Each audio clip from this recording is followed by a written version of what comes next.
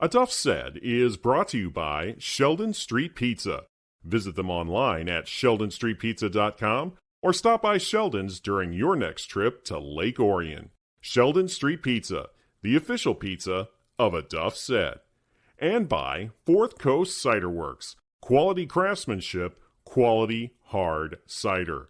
You can check them out online at fourthcoastciderworks.com or come get a can or a howler at their Canterbury Village location. Not available for anyone under the age of 21. Please drink responsibly.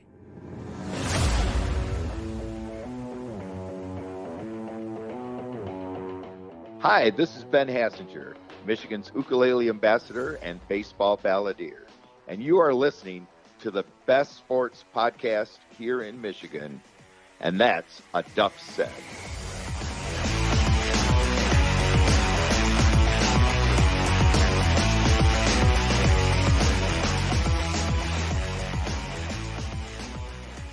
Thank you so much for hitting the play button on your favorite listening device of choice from wherever you listen to podcasts.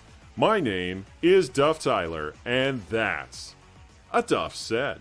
Now, if you follow this podcast, you've heard Ryan Slocum on this show before. He's been on many times in the past. This time around, he is here to talk about his own podcast, The Job Guys. Now, Sloke has had a lot of success in sports broadcasting, but a few years back, Sloke decided it was time for him to create a podcast of his own for fans like him of professional wrestling. I caught up with Slocum recently to talk about that love for pro wrestling and how he created The Job Guys. My conversation with Ryan Slocum starts now.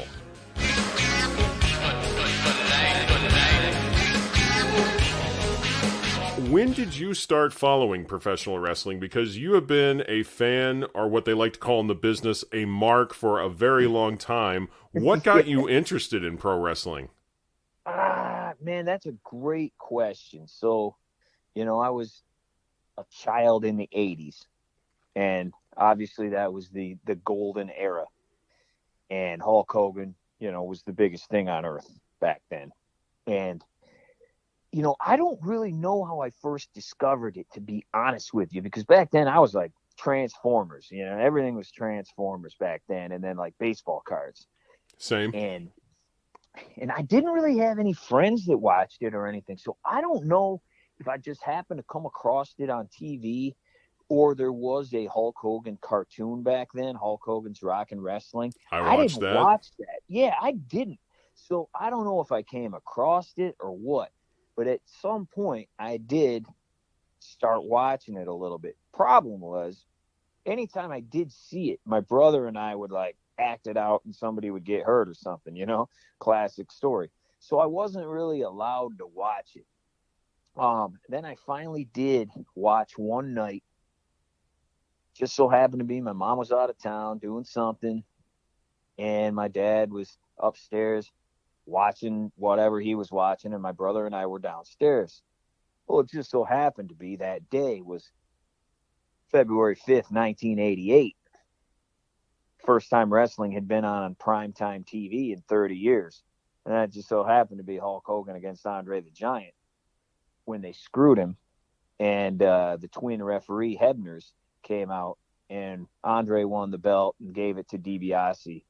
And I was hooked from that point on. And I think, my parents didn't want me to watch it or whatever. And then just finally they gave up. They gave up and were like, whatever. Yeah, and that was it, man. That was the one that hooked me. Me and 33 million other people that night. Your story and my story are kind of similar in a lot of ways, because I didn't really get into it until my dad took me to a house show in my hometown of Terre Haute, Indiana, and it was an all-star card. Hall of Famers up and down the card. You had the main event was Macho Man Randy Savage versus Ted DiBiase for the championship. This was not too long after WrestleMania 4 when Macho Man won the belt against the $1 Million Man. And so Elizabeth was there, and I remember seeing this one guy in addition to the Macho Man that I just couldn't take my eyes off of. I was like hooked from the moment he came to the ring. Bret the Hitman Hart. I just saw that long hair and the sunglasses and the jacket I was like, this guy's pretty badass, even though he's wearing pink as part of his color ensemble. And so I was like a big fan of his from the beginning. I was such a mark for Bret the Hitman Hart. Became a huge fan that night, but that was my introduction to it. My dad was always one who would watch it if it was on TV on a Saturday morning and the British Bulldogs were on, because my dad loved Matilda. He was all about that little bulldog that they always brought to the ring with them. So I would watch every now and then. But then when he took me to that house show, that's when it really turned me on to professional wrestling. And I remember that summer, I would have my grandparents, we would rent WrestleMania 4 on VHS, the 2-tape collection, because it was such a long show. And then I just watched it over and over again. I became such a fan of all the different characters on the show. And it started off with Bret the Hitman Hart getting screwed out of the Battle Royal Championship against Bad News Brown. And from that moment on, I was a fan of his. I was a fan of Hogan's. I was a fan of the Macho Man.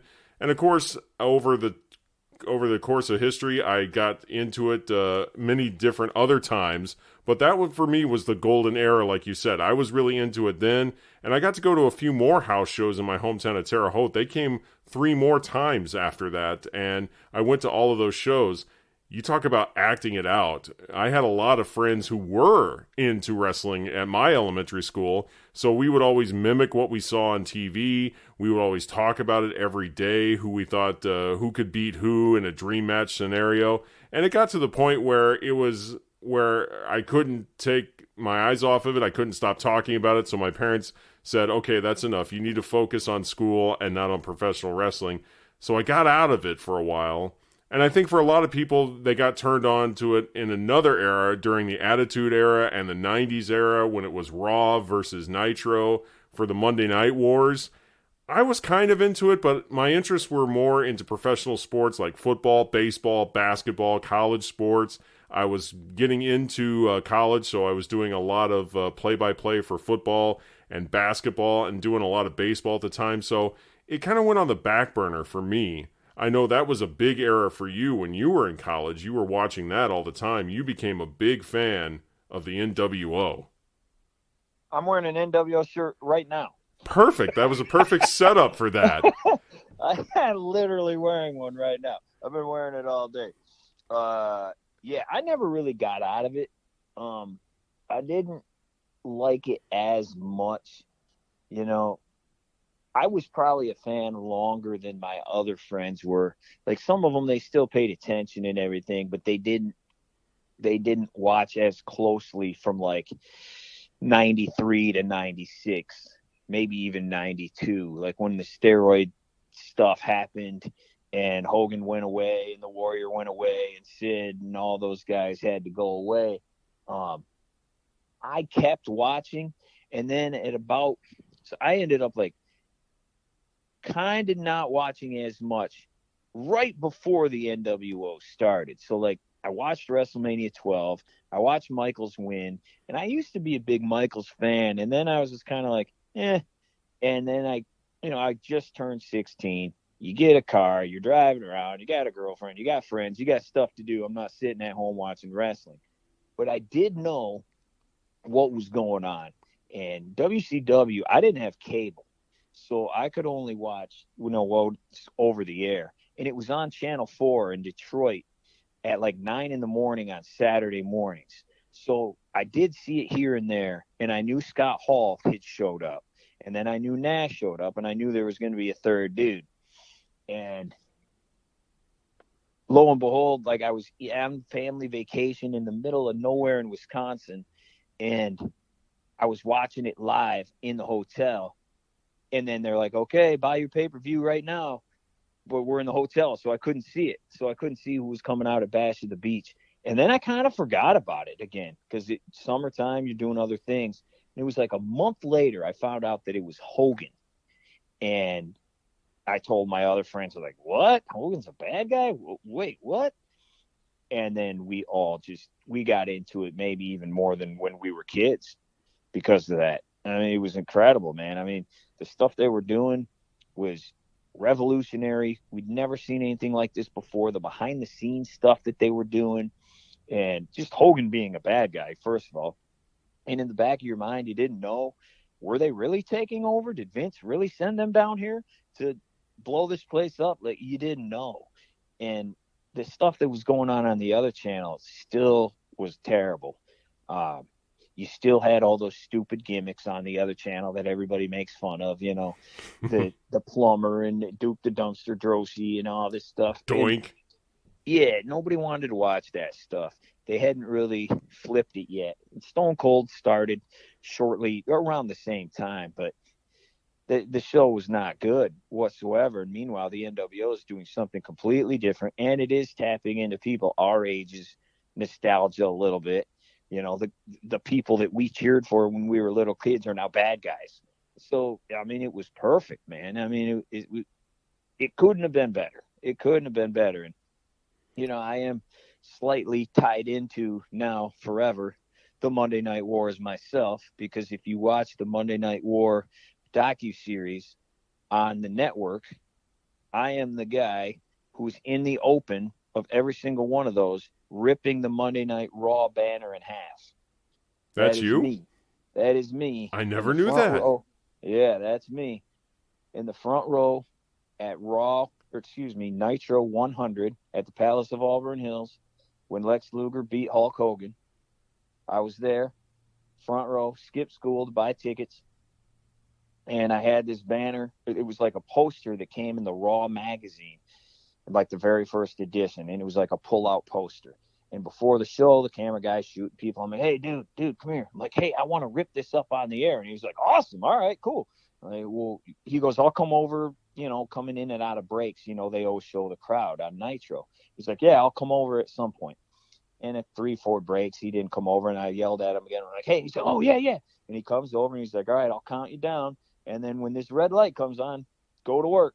And then there you go. And they didn't discover that ever. Because I was like, this is going to live forever. It's going to be awesome. You know, like some of the things you see on the WrestleManias, you see certain shots all the time, you know. I was thinking it was going to be like that.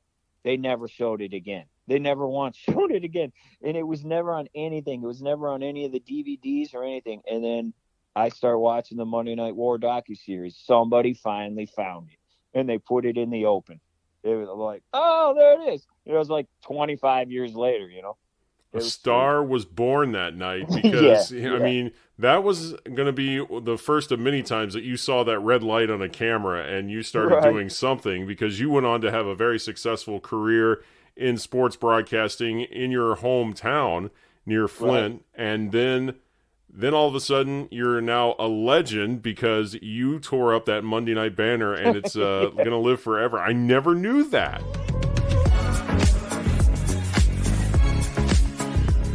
Coming up, Ryan tells us how he came up with the concept of the Job Guys and who is Sloke's dream interview. You're listening to the best local sports podcast in Michigan, and that's a Duff said.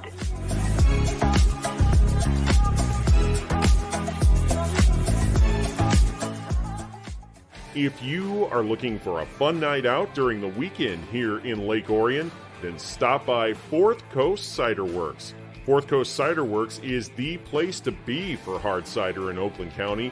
Located in the main entrance to Canterbury Village, Fourth Coast is quality craftsmanship, quality hard cider.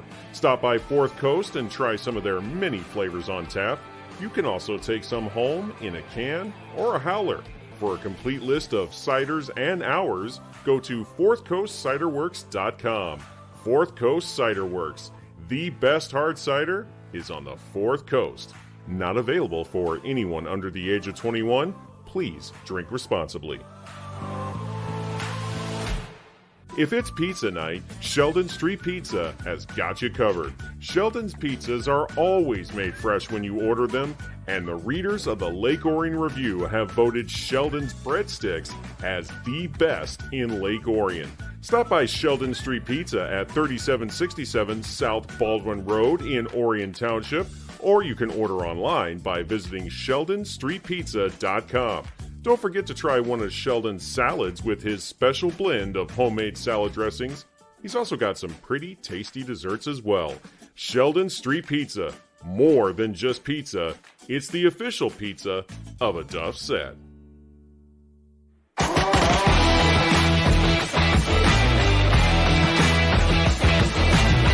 So when did you decide that this would be something that you could turn into a podcast? It was a while ago, man. So I was one of the first like Bill Simmons fans. Yeah, I loved that guy from the get-go, and he's really, the podfather or whatever you want to call him. He really changed what podcasts are currently. It used to be, it has to be like 5 minutes. It's got to be real short. Nobody wants to sit around and listen to an interview for an hour. Can't be doing that. Well, he changed that. He made it so people do want to sit around and listen to him and his friends. And that's really what it was. It was him and his buddies doing what you and I are doing right now, They were just sitting around talking about God knows what. The one guy was a Yankee fan. Well, he's a Red Sox fan. And this guy's a poor Washington Wizards fan. And they just had fun talking. And I had this buddy, Nick, who was basically like my wrestling twin brother. And he's real charismatic and everything. But he lives in Orlando. And I was like, man, we should really do this. We should really do this sometime. We should figure out how to do this. And we've been talking about it for years, man. I mean, I don't even know. Over 10 years ago, we were thinking about it. But he's not very tech savvy, and I could have figured it out. But we were just lazy and I didn't like crack down and be like, hey, I am going to figure this out today. And this is pre-Zoom and all that kind of stuff, So I was like, I don't want to mess with it. And it's going to cost too much money or whatever. And then finally, the pandemic hit. And I didn't have nothing else to do. So I was like, all right, I'm going to figure this out. And obviously technology was way better at this point. And everybody could do it. It was super easy now. Same here. That's how it started for me. Yeah. And I was doing like my own editing and stuff anyway. I started like freelancing, doing my own stories and documentaries and things like that. So then I had all the equipment. And for him, all he needed to do was get one of those Blue Magic microphones or whatever, USB mics, and stick it in his computer. Boom, ready to go. So in Zoom, Zoom changed the world. And there you go. So then it was easy. It was easy, and he didn't have anything. He was teaching, and I was covering high school sports. Well, they all got canceled, so we had nothing to do but sit around and talk about wrestling. And that's what we did. The podcast is called The Job Guys. You can listen to that, and you can get Ryan's takes on all the pay-per-views, some of the shows that are taking place right now. You can get Ryan's reviews. You can get a lot of insight into professional wrestling just listening to Ryan and Nick on The Job Guys podcast. One thing I do want to give you credit for, Sloke, is your editing skills are phenomenal. You don't get 6 Emmys by not being a great editor, and that is something that you really bring to this, because it's not just two guys talking. You really do a great job with the production quality of this. I really do feel like I'm watching an actual show watching this when you take the time to really work your craft into this podcast. It's not just two guys sitting around. You actually do feel like you're watching an actual wrestling show, even though you got to work around some of the copyright issues and things like that. Right. But yeah, we've been hit a couple times. It's great. We've been hit a couple times. I appreciate that, man. That's what I'm trying to do too, because I know a lot of, and this is no knock on other people. I went to school for this, right? And I've been doing it for 20 some years. So I'm like, I better use that ability to try to make my show better than other people's shows are, and even if only like 200 people are seeing it or whatever it ends up being, or 10,000 like some of our shows, I want to make it the best we can possibly make it. So then they'll come back, so you got to give them a little something. And that's what I try to do, man. I try to make it look like it's something real. It's not just two dudes sitting there talking, so we got a nice open, and we got, I try to treat it like a radio show. We put drops in, and I'm learning more and more every time I do it too. I'm like, why am I using audio drops like a radio show? I got video. I'm start using video drops, and just try to be as creative as you can with it. And we try to do some fun stuff. Like we've done tournaments and things around the NCAA tournament. The very first show we ever did was the NCAA tournament style worst WrestleMania matches of all time. Oh, that would take up a lot more than just a field of 64. Yeah, right. Yeah, it took time to whittle it down, So we did, and then I had 3 buddies on a panel, and we all got to pick one, and then we went around and picked, and then we had other people come in. I'm like, well, how can I grow the show? Let me call somebody from the Torch and see if they'll come on the show. Let me call this guy from USA Today and see if he'll come on and pick one, an observer guy. So we got a couple people to do that, and then, all right, what else can we do? So we've done things like that. We do a show that's similar to like a Bill Simmons show where we run it back is what we call it, and that's WrestleMania 8. We did it for that one. We've done WrestleMania 3. We've done the main event that I talked about, Hogan and Andre. We've done some real bad ones where we just rip on it because it's so bad, So you try to be funny and sarcastic and be funny with the video, and you just try to make it entertaining. Like you said, you're trying to make it seem like a show, not just 2 dudes sitting there giving their opinion. Try to add some entertainment value to it as well. So that's what we're trying to do anyway. I appreciate it's working with you. That's what separates good podcasts from the thousands of others that are out there, because if you Millions. Everybody's doing it right now. I mean, for me, it was just a simple situation. I wasn't getting a chance to do sports reporting and tell the kind of stories that I wanted to at the place I was at. And so I just said, you know what, I'm just going to do a podcast. Everybody else is. I've got the equipment, and I know how to do production quality stuff. I know how to separate it from everyone else's. I mean, yours is a video production, whereas mine, I just like to keep it simple with audio, because I really don't have all the equipment necessary to make it a video podcast, but you never know. It could progress to that someday. Well, I'll tell you, I wish I did it the way you're doing it sometimes, because it'd be a lot easier. And, and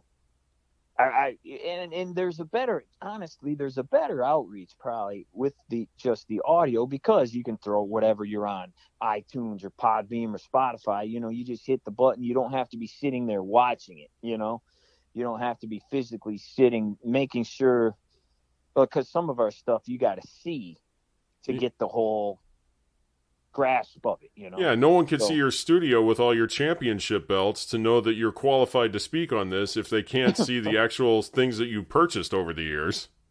Yeah, right. No doubt. Well, and also what you got those pipes, big fella. I don't have those. Oh, okay. You got dude, you're a way better talker than I am. You got the pipes, my friend. I don't know how you do it. I don't either. Yeah, there were times when I actually envisioned myself being like a Howard Finkel or a Justin Roberts, the guys who were the ring announcers, because I could see you being the Fink.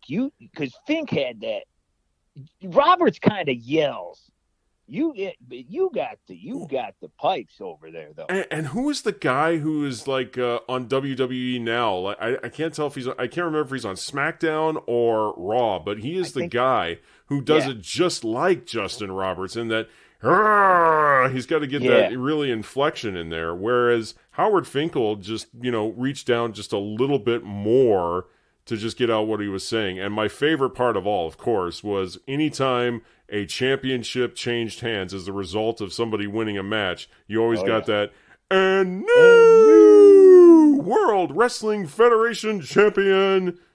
And I always was hooked on that. I love that because it was simple. It didn't have to be like it is now, where I think both the Raw and SmackDown announcers, they do a good job, but it's when they have to growl in introducing somebody. Like everybody, whether it's Seth freaking Rollins or the American Nightmare, Cody Rhodes. I don't know if it needs to go to that level to really introduce somebody. I don't know if that's something Vince told them to do. It's gotta be. Yeah. It's got to be, because if you look now they have a girl, Samantha or something or other is her name, Irvin, I think, and she growls like crazy too.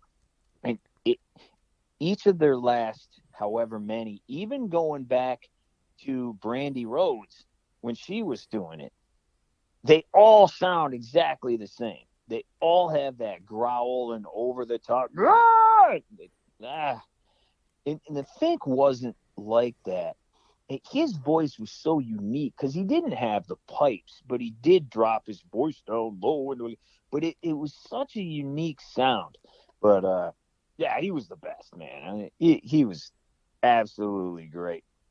Yeah, and as far as interviewers go, I actually, when I was driving home from work this afternoon, I caught a YouTube video with Mean Gene, Bobby the Brain Heenan, and Roddy Rowdy Piper, three of the all-time greats. And unfortunately, they're not with us anymore. They've all passed on. But those, to me, were three of the best talkers in wrestling.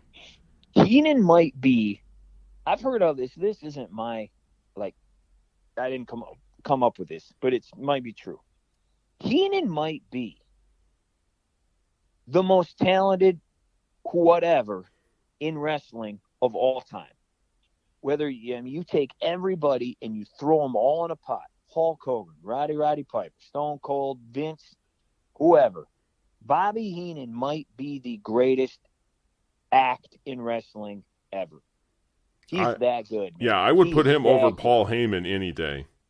Yeah, and I like Heyman, but Heenan, I would take Heenan in a heartbeat. I mean, he was so on the mic, obviously, but not as a manager. His act as a manager while the match was going on. And then you put him on commentary. He was incredible in the commentary table, too. So quick, man. And so he had his thing perfected like no one else. He was incredible, man. But he might be the greatest. And nobody brought that out better than Gorilla. I always loved listening to those two on commentary. It was so amusing. Even though you're supposed to like really be against Bobby the Brain Heenan because he's the bad guy, you can't help but listen to some of the things he said and said, you know, that was kind of funny. He's got a good point there.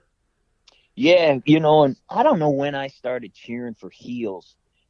When you became teenager and everything, and then NWO, obviously, at some point you become like a fan of the heels. But I always liked him, maybe because I was a big Mr. Perfect fan. That's probably the first heel that I liked. And he was with Bobby there for a while. So I just loved him. Their chemistry, and apparently they were like best friends off the screen too. It just was magic. But he was good with everybody. And Gorilla, he takes a lot of crap nowadays, and I don't know why. He does say a lot of the same stuff all the time. It's gonna be a happening. It's gonna be a happening. I still say that to this day. Yeah, I think it's funny. But if you go back and watch, he does say it about 50 times a show, with probably unnecessary. But he's magic with Jesse too. Magic. Like I would personally on commentary, the combo of Gorilla and Jess, I like the best. Maybe because they did all the WrestleManias and everything, but it didn't matter who Gorilla was with. It worked. It was great. Whoever Bobby was with was great. I can't imagine anybody being against Gorilla Monsoon compared to what they have now. I actually just rewatched the Cody Rhodes Seth Rollins match from last year's WrestleMania. First off, they called him Seth freaking Rollins probably 4,000 times in 20 minutes. And it's like, his name is Seth Rollins. You don't have to say that. And every few minutes they kept saying, well, this is Cody's first match in 6 years in the WWE. Oh my gosh, what's going to happen next? Could this be the end? And it's just like the same thing over and over. Those guys today are nowhere near the level that they were 20, 30 years ago when you had Gorilla and Bobby the Brain. Because it's just so repetitive now what they do. And I think maybe Vince has part of that too, just to tell them to constantly remind people of what's going on and what the story is. But be a little more creative. Bring something to the match. Yeah, I mean, everybody says that Vince is just obnoxious in your ear, while you're trying to talk. And I will give Michael Cole this. He is a ton better than he was, years ago, and he has gotten a ton better since he got with Pat McAfee. And then when Vince left, it was almost, he got amazingly better. I don't know how it happened, but he got amazingly better. But no, you're absolutely right. And I think if you go back and you watch those 80s, whether it's Bobby or whether it's Jesse on commentary, those guys really lead the way, even though they're the color commentator. They're the ones telling the story of the match. And, the gorilla or whoever it was just kind of plays off of them. And they play the good guy role too, but they play off it. And Jesse's the one narrating. Whether it's Macho Man doing his thing or Hogan. Oh, look at Hogan. The pukester. Yeah. Those guys are the ones doing it. And those are two of the best talkers ever. So that's probably why it's better. But anyway, yeah, I think it's slightly better than it has been, but it's still not good. And don't even get me started on the AEW commentary booth. That brutal. Yeah, other than Jim Ross and Tony Schiavone, guys I grew up with, I'm really not here for that. But that's something we should save for another day, Ryan, because I want to really get people tuned into the Job Guys. I feel like I've taken your show away and put it on my show, but I really wanted to put you over on this. So where can people find the Job Guys? Yeah, so go. It's a YouTube show, as Duff put over. Thank you. It's a video podcast. You can have it on in the background if you want, but it is better usually when you're seeing it. So Job Guys podcast, you can just search Job Guys, the Job Guys. It'll come up. Our logo is the NWO logo with JOB in there. For life. Yeah, for life. Or you can search my name, Ryan Slocum, Slocum. It'll come up that way as well. And yeah, we have a good mix. We review every WWE pay-per-view.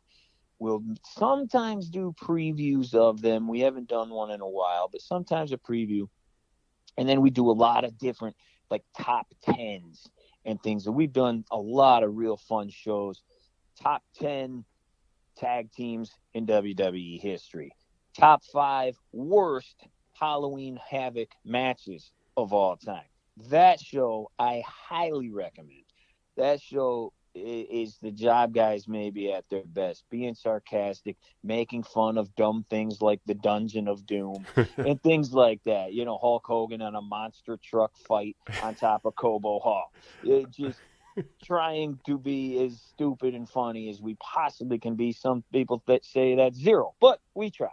And things like that. And then we review every pay-per-view afterward. And then we do, like I said, the run back. It's just basically a retro review. But we have a few categories we do at the end of every show. And we talk about what we were doing maybe, like I said, WrestleMania 8.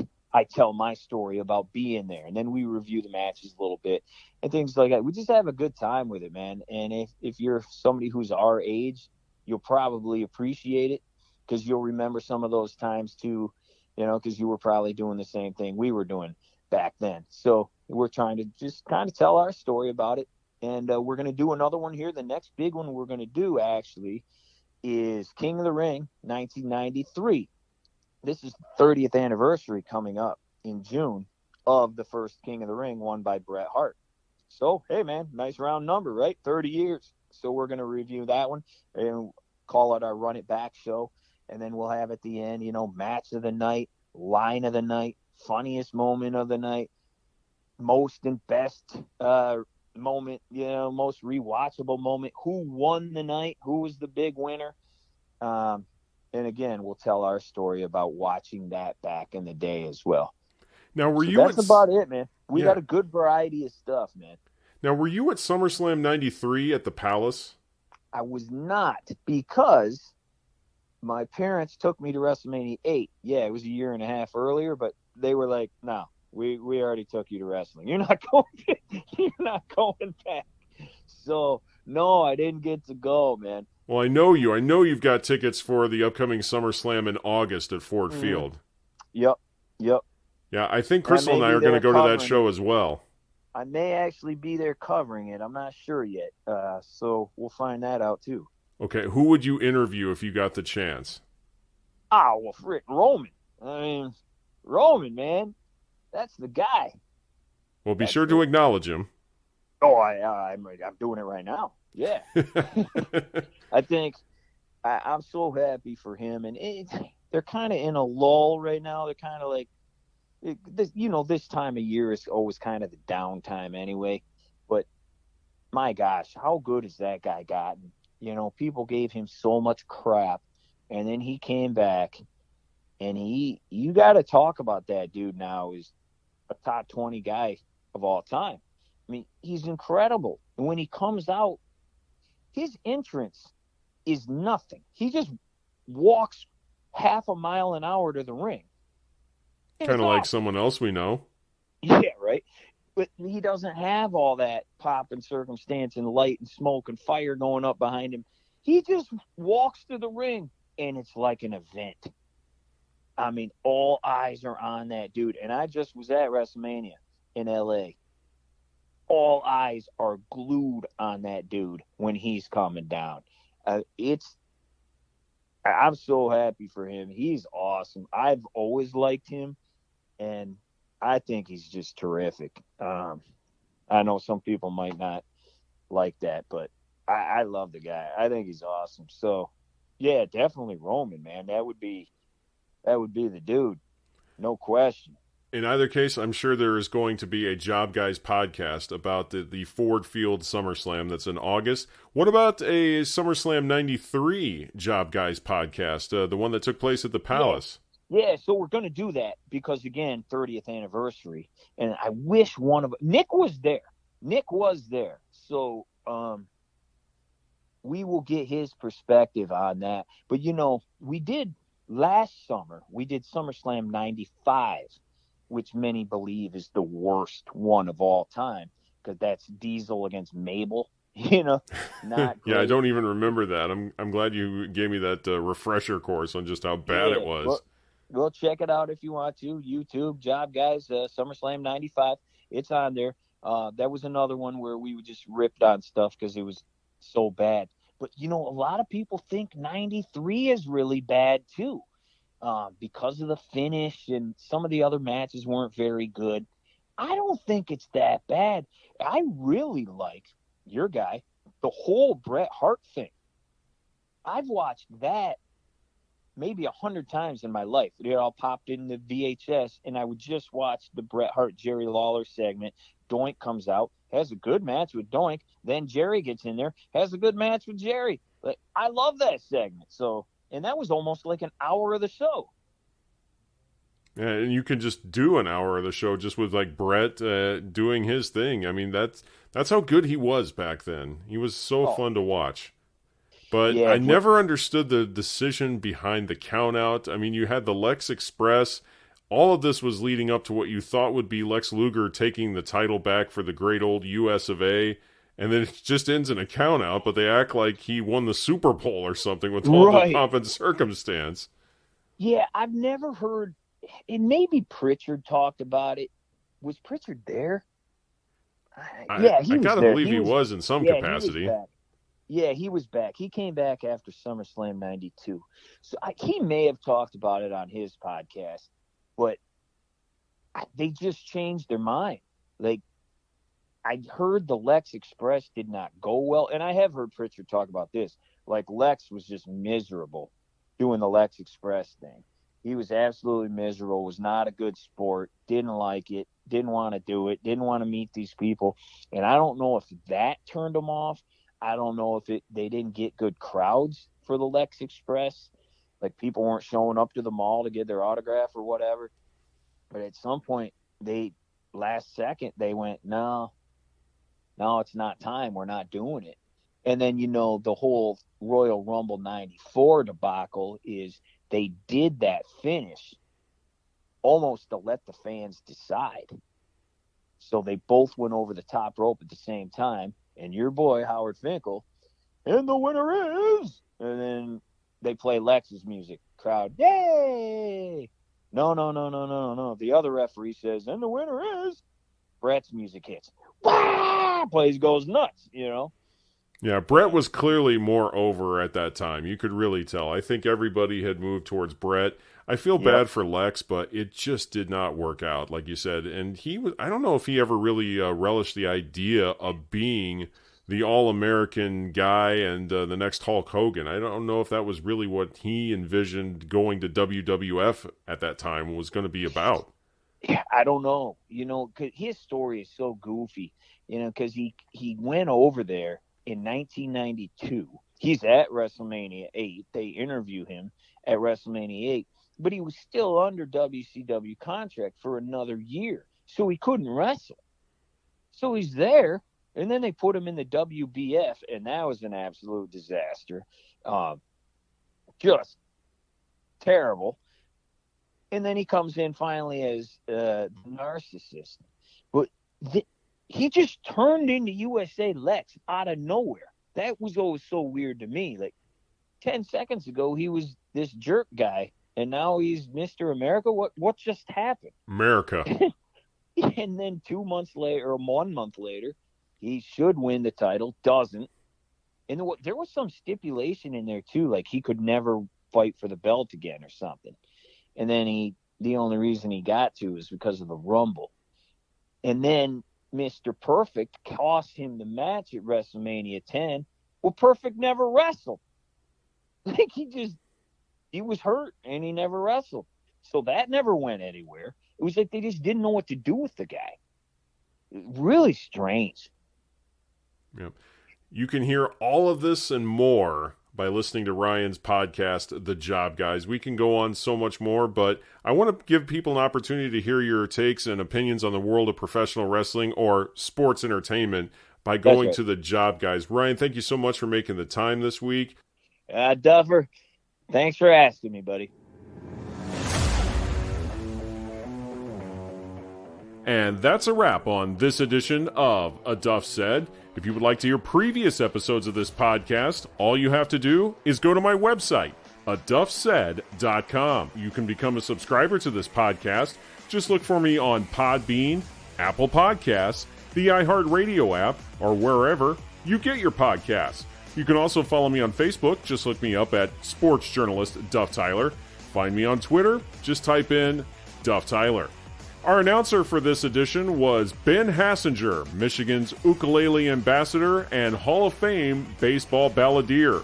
You can hear more about Ben's story just by looking up his episode by that exact title, Ben Hassinger, Michigan's ukulele ambassador and baseball balladeer.